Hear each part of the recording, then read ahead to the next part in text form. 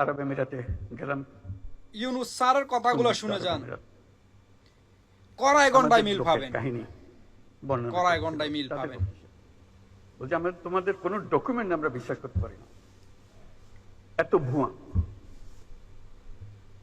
কাজের লোক হয়তো সে, কিন্তু সে সার্টিফিকেট নিয়ে এসছে, মেডিকেল ডক্টরের সার্টিফিকেট। একেবারে 100 মিল, আমার নিজের চোখের দেখা মানুষ আছে। জলজন্ত আমরা দেখতেছি ডাক্তার হতেই পারে না, দেখা যাচ্ছে ডাক্তার না সে, কিন্তু সার্টিফিকেট নিয়ে এসছে। কিভাবে সার্টিফিকেট গুলো ওই পায়? ডাক্তারের সার্টিফিকেট নিয়ে এসে চাকরি নিয়ে এখানে এসছে। আমরা কতটা বাছাই করবো? আমরা লজ্জায় মাথা হেঁট হয়ে যায়। একেবারে বাস্তব কথা ভাই, আমরা খারাপ এটা লাগলো কথাগুলো কিছুই আপনারা বুঝতে মানতে হবে বস, আমরা সত্যকে চাকরি চাই, সত্য বলতে হবে, কিন্তু অবশ্য চাকরি চাই। পরিষ্কার ভাবে চাই।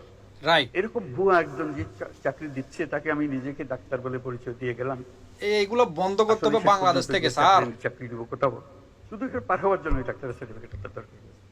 এবং আমরা কেউ না কেউ তাকে এই সার্টিফিকেট দিচ্ছি, রাইট, দিতেছি। নিশ্চয়ই অর্থের বিনিময়ে দিচ্ছি। রাইট, অর্থের বিনিময়ে এটা এবং বাংলাদেশ থেকে বন্ধ করতে হবে। আমাদের তো বাংলাদেশিদের তো এমন প্রবাসের মাটিতে নাক কাটা, আর কাটায় না আল্লাহর বাস্তে যারা আছেন, হ্যাঁ, লিগেল ভাবে কাজ করেন, লিগেল ওয়েতে আসেন, ইনশাল্লাহ সব দেশে এই যে মাথা আমাদের উপরে উঠবে, মাথা আমাদের সম্মান আরো বাড়বে।